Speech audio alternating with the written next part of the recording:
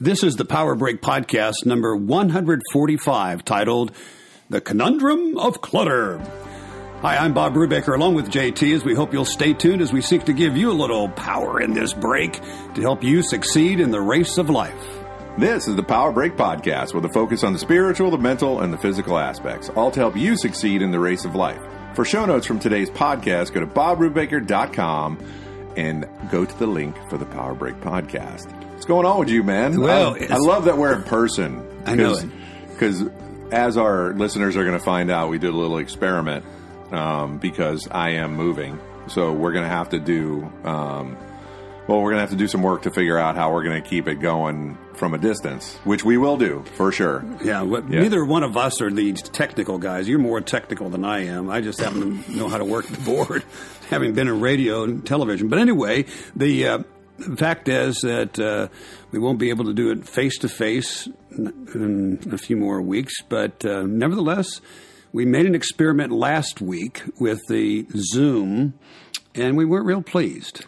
No, it didn't turn out the way we wanted it. But you guys will hear it because, you know, we're a warts and all kind of podcast. Yeah, actually, It'll be one right before this, so they'll have heard it. Oh, if they're okay, followers gotcha. of the Power Break Podcast, which, by the way, we'll just step in here and say thank you for your loyal listenership to the Power Break Podcast. Not only listening yourself, but also telling others about the Power Break Podcast, and also leaving us a rating and or a review wherever you download the podcast. That helps us, and boy, howdy.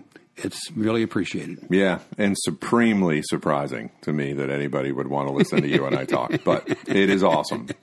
It's been going on now. We're going on our third year together for this, JT. Yeah, it's nuts. It's nuts. It's so good. So good. Well, here's what we're going to talk about today. How do you deal with clutter? Oof. Clutter. Do you have any clutter in your house, JT? Yes, of course I do. You know, I think you picked this because I'm in the process of packing my house up for the move. Yeah. So it's amazing how much stuff you accumulate when you're not paying attention to what you're accumulating. Wow. And kids definitely make it worse because they don't really get the whole, like, I'll look at something and I'll be like, yeah, I don't need that. They'll look at something and they think, maybe I might need that. Yeah. So they'll take it.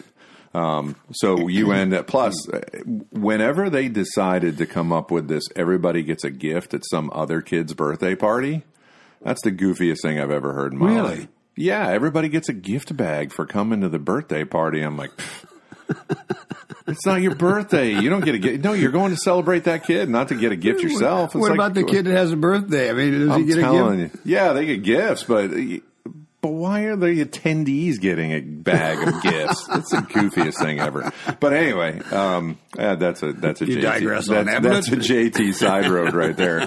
How about you, man? Do you have some clutter in your life? Well, we tried to eliminate clutter several years ago when our CPA said, Bob and Jan, you need to downsize now because you're getting old. And well, thanks a lot, Mike. You're getting old.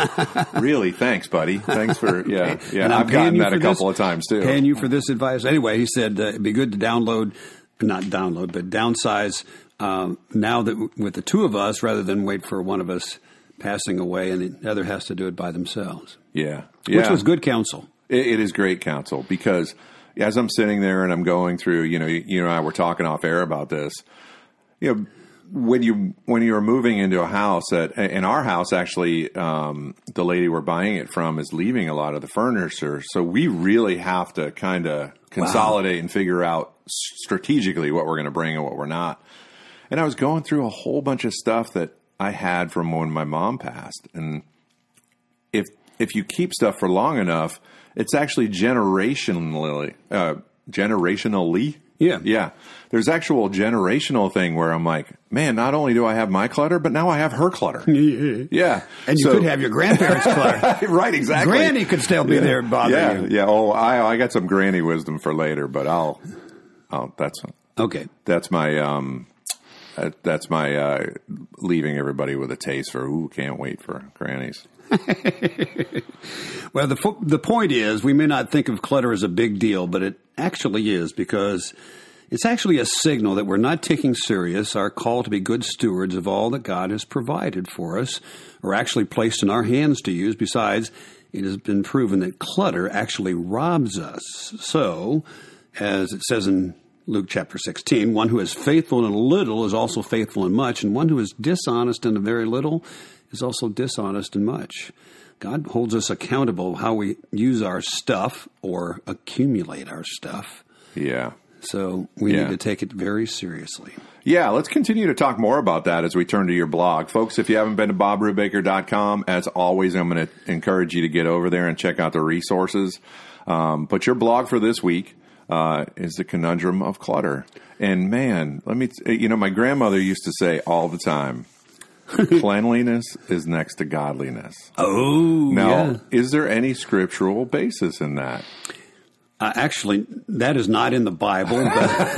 But if you look at the Bible and you look at how God organized things, even from the giving of the directions of the building of the tabernacle and the temple, everything was very neat and orderly. It was very precise and symmetric. Yeah. So you could say that God loves order. I mean, just look at creation.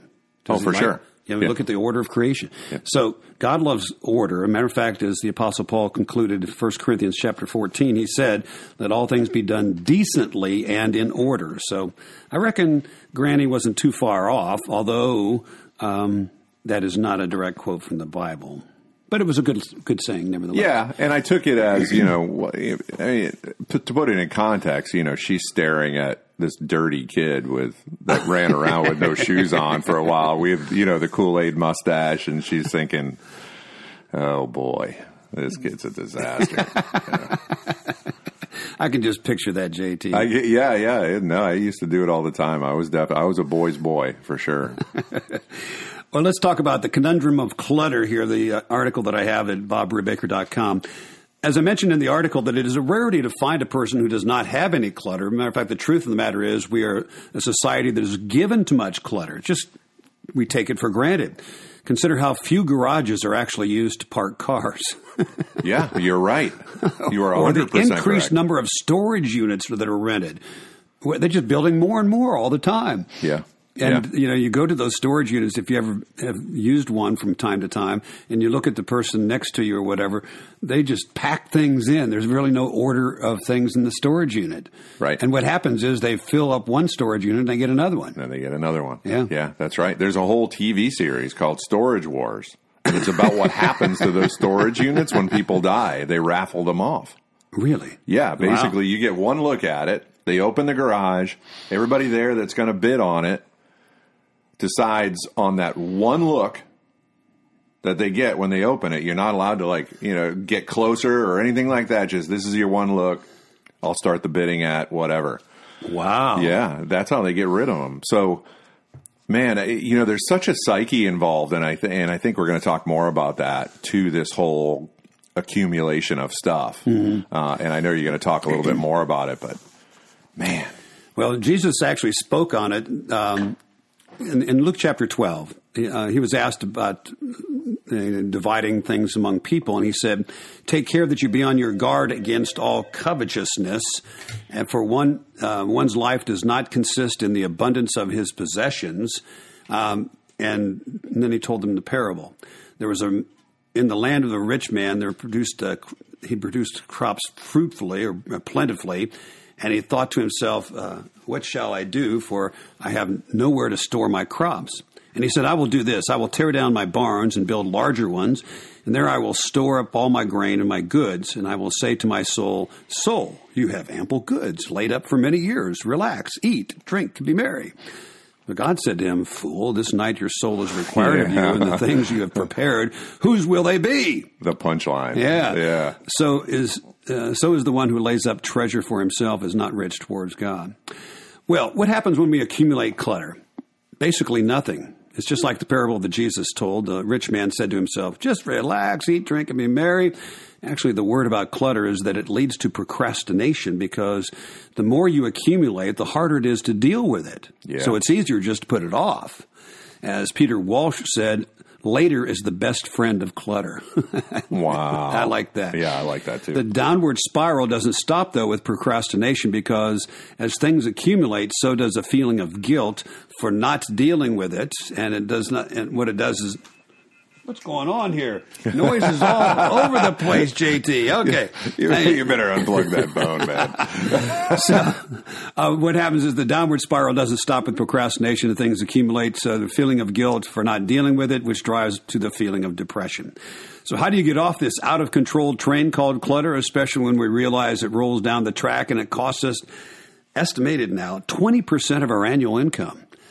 Both from the procrastination of not doing things, and it kind of hinders us from going forward, plus the fact that we end up buying things again that we already have. Right. And so it's estimated, a low estimation, that it costs 20% of our annual budget just by That's astronomical. Yeah. That's more than what God expects us to tithe. Yeah. Stop and think about it. It's interesting. In the book of Proverbs 27, it says, know well the condition of your flocks and give attention to your herds. And I realize that's a very agrarian type of a word, but I always think about one of my friends that was in the church that I served in Arkansas, and he raised cattle, and he also had row crops. But anyway, on Sunday afternoon, a lot of times he'd have us over to dinner after the morning service before we went back to the evening service. Nice. And he'd always say, "Brother Bob, you want to go out and check the cows with me?" And he would drive his truck into this field, and I don't know how many, 100 or whatever cattle, and he would know if one was missing. Wow. Yeah. And he'd just look over his cattle. Yeah. And he knew if one was missing or two or whatever, and he would go around. This is in a truck, not on a horse or anything, but he would go around. He would know where to find him. Wow! And I thought, there he knew the condition of his herd. That's right. Right. That's right. And that's what this is all about. But if you have accumulated stuff, with clutter, you don't really know what you have. No, you really don't. And I cannot tell you how many times I have started, because when Amy and I started to have kids, they have stuff. So now, and just naturally, they not putting down that they need to have stuff, because a kid needs a bike, a kid needs so you start to accumulate more stuff. Mm-hmm. Well, their stuff ended up like on top of my stuff, and then I had to start like a house project or something, and I had no idea where. You can fill in the blank, whether it be stuff. Where's that hammer? Yeah, stuff to lay tile, whatever. Yeah. Where did all that stuff end up? And now that I'm actually going through the garage and getting rid of things, I'm like, wow, I've managed to accumulate like 5 chisels. Just because you couldn't find one, so you went right. That's right. One. Yeah, I went and got another one. I'm like, wow, man, I'm like a chisel factory, because 20% stuff was on top. Yeah, 20%. Yeah, it's crazy. It's Isn't that amazing? Well, check out the article. There's a whole lot more we're talking about. It's called The Conundrum of Clutter. You'll find the article, the blog, at my website, BobBrubaker.com. Check it out today. So what else is going on, Bob? Any news we need to know about? I thought it would be a good time to talk about the book that I wrote called The Power of Time Management. Actually, what happens is, let's talk about clutter. We get a lot of clutter in our lives of things going on. And that causes the clutter at our house, too. Yeah, exactly. All of it is related, right? It's all related, yeah. So The Power of Time Management is a book that I wrote. It's just taking some biblical principles, applying them to the principle of time management, of which I'm very grateful for a friend that helped me see the need for that when I first got into ministry back in 1983. And just the need for time management. Anyway, The Power of Time Management, you'll find the book at BobBrubaker.com. While you're there, you can scroll through the books and find it, and also look for the sermon links to the sermons I preach here at Christ Community Presbyterian Church in Clearwater, going through the book of Acts, and what a tremendous book that is. Check it out at BobBrubaker.com. Well, you've been listening to the Power Break Podcast. I'm JT along with Bob Brubaker, and this is the time on the podcast for questions and answers. If you have a question for me or Bob, please email me at jt@bobbrubaker.com, and we'll get to answering your question on an upcoming Power Break podcast. So, question number 1, as always, is from the spiritual side of life. So, are you saying in your blog specifically that if my garage is messed up or filled with clutter, which it is, so this is very personal right now, Bob. So watch your answer. No. Then I'm sinning? Okay, let's take that apart. There is something between you and God. As I wrote in the blog, how clutter robs us in many ways, including the joy of knowing in our heart of hearts that we are being faithful to God as good stewards of all that we have. You could say time, talent, and treasure, if you please. Right.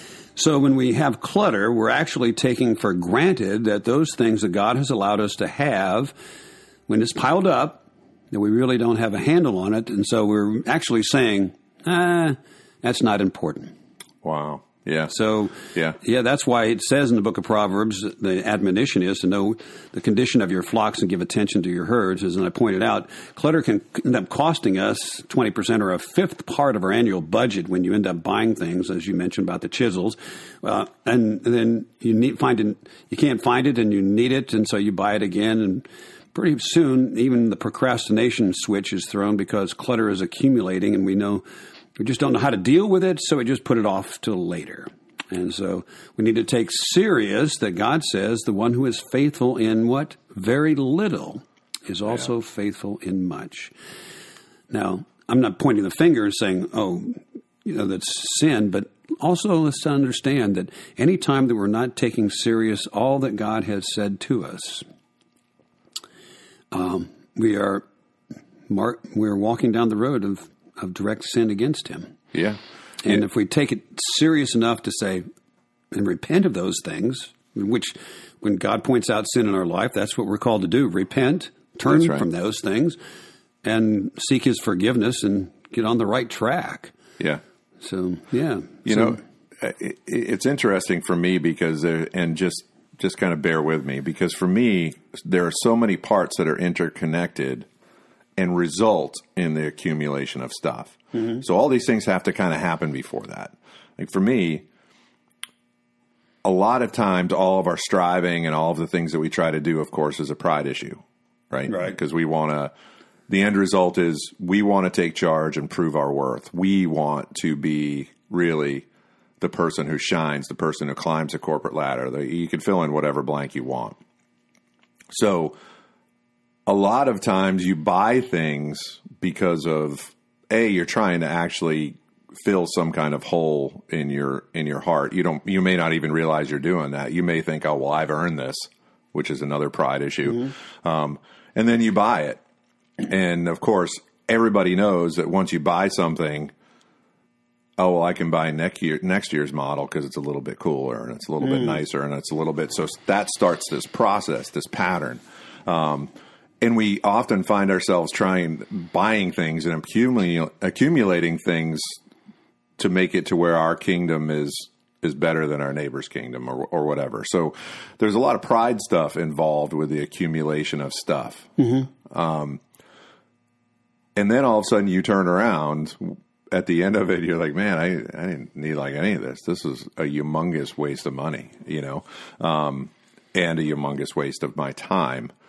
But it obviously didn't mean anything, and it obviously didn't make a difference in my life. Why? Because I managed to ignore it later, and it just accumulated. Yeah. It sat there, it collected dust, it meant nothing.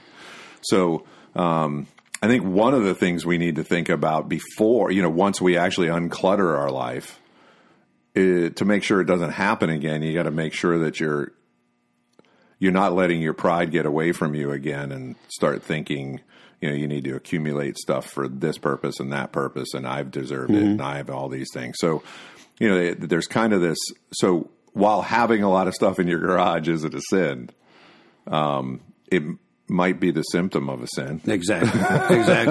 And also, quite frankly, we have also on that same note, JT, there are some people who have decluttered and they start to look down on other people who still have clutter. Pride. And that's called pride. Yeah. Well, gosh, I hate pride. I mean, like this guy's, I'm a minimalist. Okay. And, and he was pointing out, the fact that he doesn't have all this clutter in his house. Yeah. But he's got a big fat pride over it. Yeah. There's a movie actually where,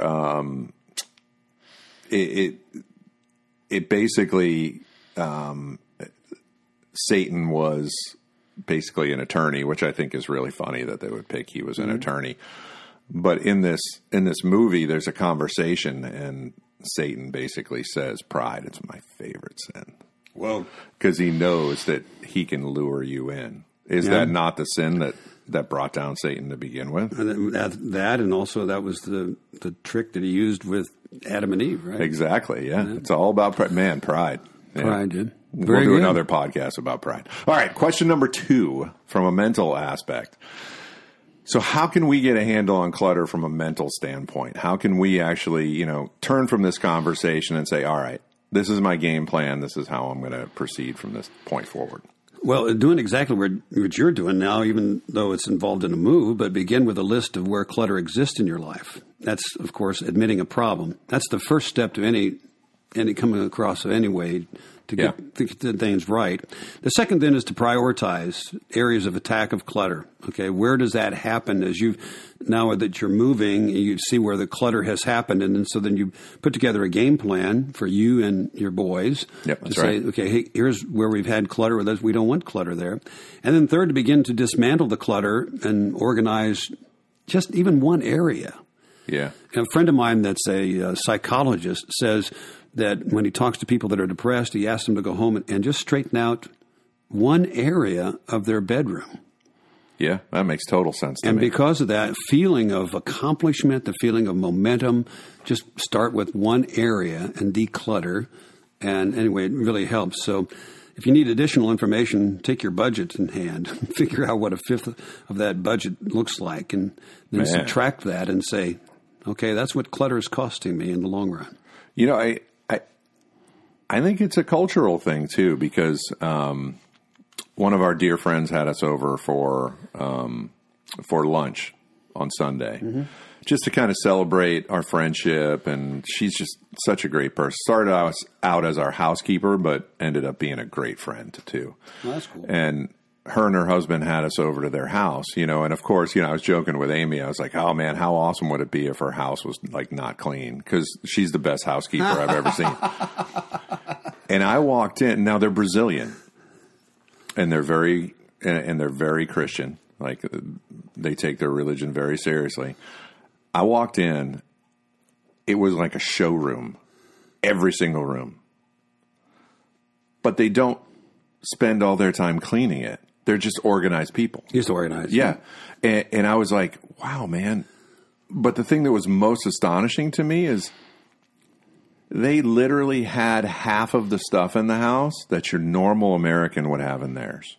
It was very uncluttered.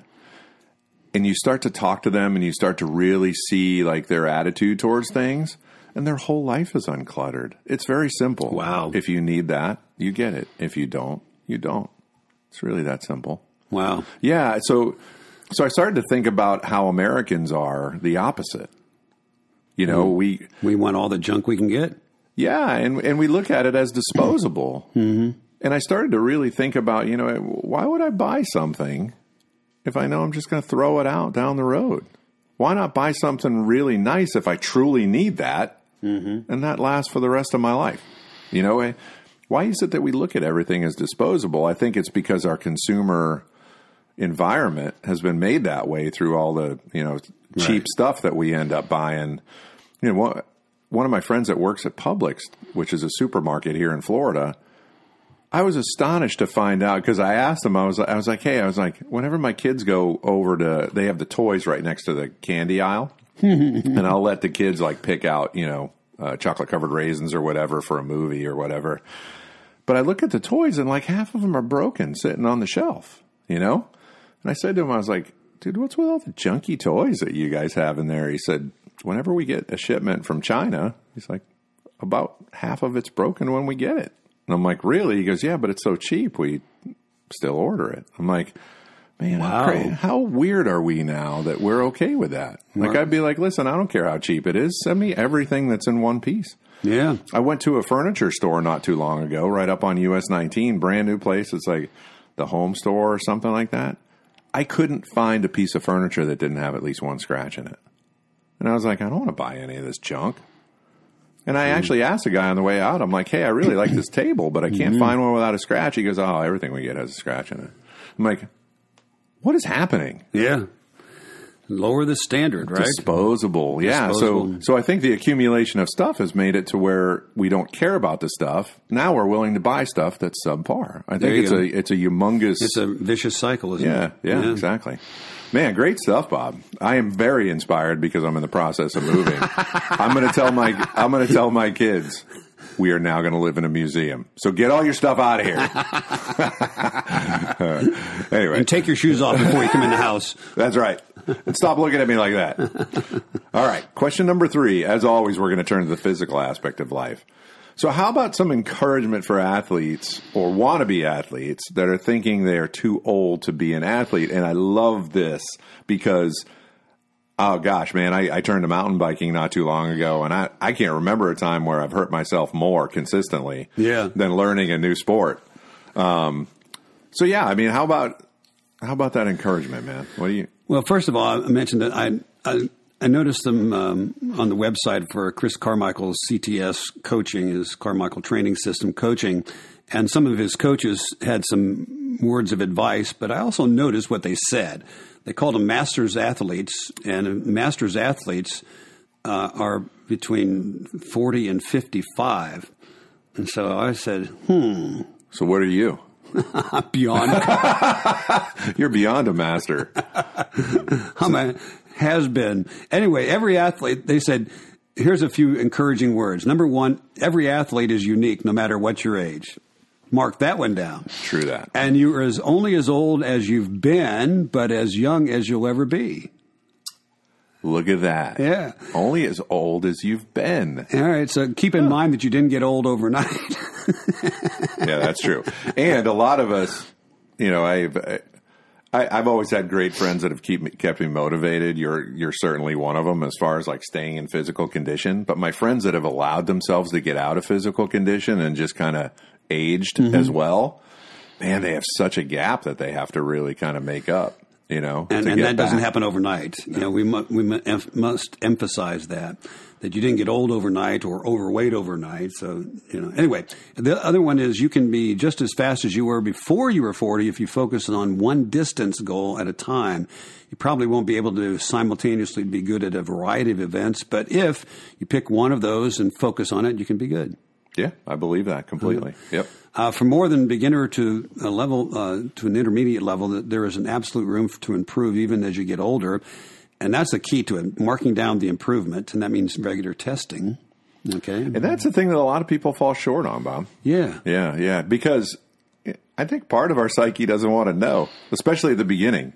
Right. You're like, I don't want to do that baseline one; it's going to be awful. But it's important to do that because that's the way you mark your advancement. Anyway, the best training advice for master's age cyclists is not to miss training sessions. Stay consistent with your workouts. Yeah, for sure. And one other thing is to honor, respect, and trust the rest days. Hear that, Marty? Rest days in your training program. Hear that, Bob? I was going to say, you of all people, you need to yell at yourself, sir. I know. Yeah, because your Whoop, I think, has been a very good influence on you. So whoever has made the Whoop, you've been a very good influence on Bob in his life. By the way, it really did. When I had COVID, it really did mark. It showed from my respiratory. Did it really? My respiratory. That you were getting sick? Yeah. Wow. So interesting. Yeah. Those little things, and I'm very thankful to say it's back to normal. Were you the now. one who told me that they were thinking about putting those on soldiers? So they can tell if they're getting sick before they deploy them? They've done an experiment with that, and also the PGA uses it. And, really? Oh, yeah. Wow, that's fascinating. And it's interesting, the winner of the Masters golf tournament this year, if you took a close-up of his wrist, he had the Whoop on. Did he really? Yeah. Oh, that's awesome. So good. Anyway, all these things about getting old and continuing to try to work out and be training, it takes discipline. But as we always say, discipline makes the difference in all aspects of life. So check out today's show notes at bobbrubaker.com. Click on the Power Break podcast. Today is show number 145. And submit your questions by email to jt@bobbrubaker.com and listen for Bob's answer on an upcoming Power Break podcast. quick word about The Power of Time Management. It's a book that we're talking about this week to go along with The Conundrum of Clutter. And you don't want that clutter in your time management and those things going on. So check it out. The book is called The Power of Time Management. You'll find it at bobbrubaker.com. Well, thank you for joining us for the Power Break Podcast. Please subscribe and leave a review wherever you've downloaded the podcast, and check out show notes, news, Bob's weekly blog, and other cool things at bobbrubaker.com. And listen next time for the Power Break Podcast.